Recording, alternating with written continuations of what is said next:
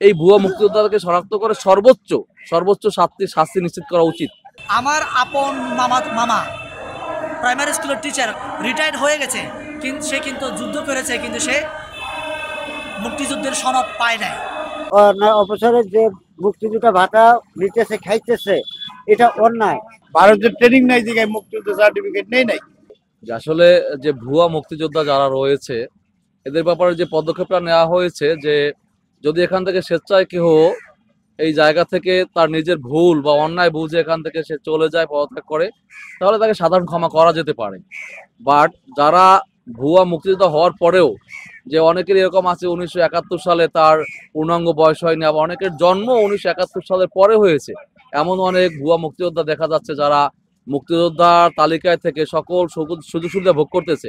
অবশ্যই তাদেরকে শনাক্ত করে আইনের আওতায় আনা খুবই জরুরি, কারণ এরা এই মুক্তিযোদ্ধার নামটা বিক্রি করে এবং স্বৈরাচার সরকার এদেরকে এই মুক্তিযোদ্ধা তালিকায় নিয়ে আসছে এই দেশটাকে একটা রোষানলে পরিণত করার জন্যই।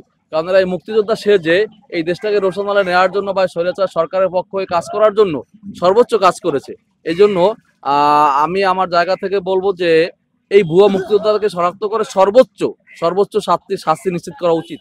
বা দেশকে নিয়ে যারা চিন্তা করে এরা কখনো লাইমলাইনে আসে না, এরা কখনো চেয়ার পায় না।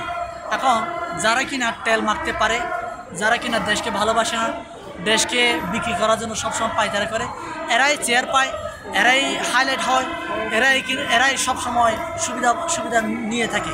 আমাদের দেশের পরিস্থিতি ছিল এটাই।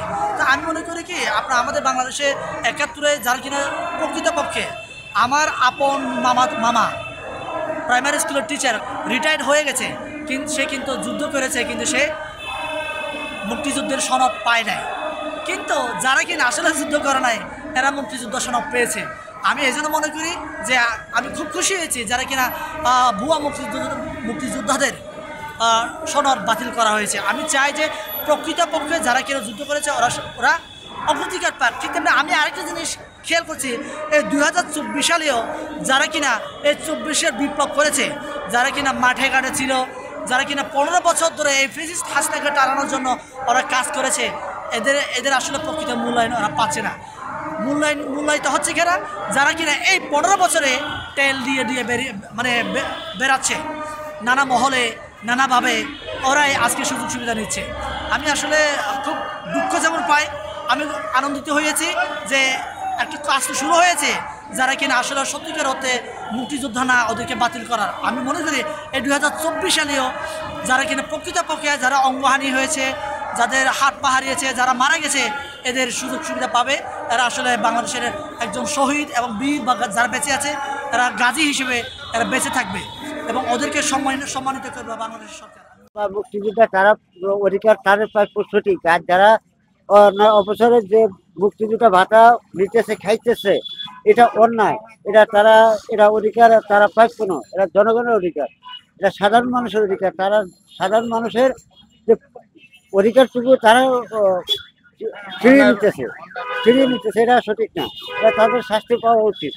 আমি জানি যে কাজিরা বাহিনীতে যারা মুক্তিযুদ্ধ করেছে অনেকের বয়স ছিল 12 বছর, তারাও তখন ওই ইন্টারনালি মুক্তিযুদ্ধ করছে, অস্ত্র নিয়ে মুক্তিযুদ্ধ করছে।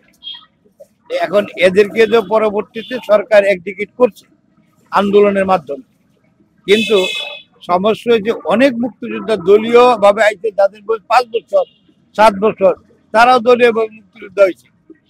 এদেরকে যাচাই বাছাই করে দামকের মধ্যে না, মুক্তিযোদ্ধারা অনেক টাকা পয়সা নিয়ে অনেককে মুক্তিযুদ্ধ করছে।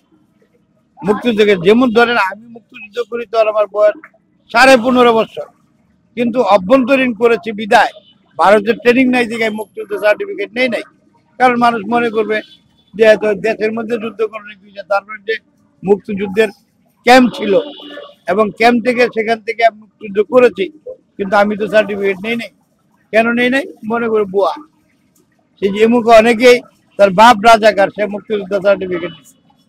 মুক্তিযুদ্ধের সময় স্বাধীনতার বিরোধী ছিল, তারা মুক্তিযুদ্ধ করেছে। আমি এই কথাটা আমার বক্তব্য প্রকাশ করতে চাই, যেটা হলো যে ফিল্ডে তদন্ত করে অরিজিনাল মুক্তিযুদ্ধ যারা বাতিল হয়েছে তাদেরকে মুক্তিযুদ্ধ করা সার্টিফিকেট করা উচিত, আর বাকিটিকে বাদ দেওয়া দরকার। তাদের ব্যাপারে বুয়া যেতে তার কঠোর শাস্তি হওয়া দরকার। কঠোর শাস্তি আমি কামনা করি। যারা তালিকাভুক্ত করছে তাদেরকে, এবং যারা মুক্তিযুদ্ধে টাকা নিয়ে মুক্তিযুদ্ধ সার্টিফিকেট দিচ্ছে তাদেরকে, এবং যারা মুক্তিযুদ্ধ সরকারের ভাতা গ্রহণ করছে তাদেরকেও শাস্তি দেওয়া দরকার। আর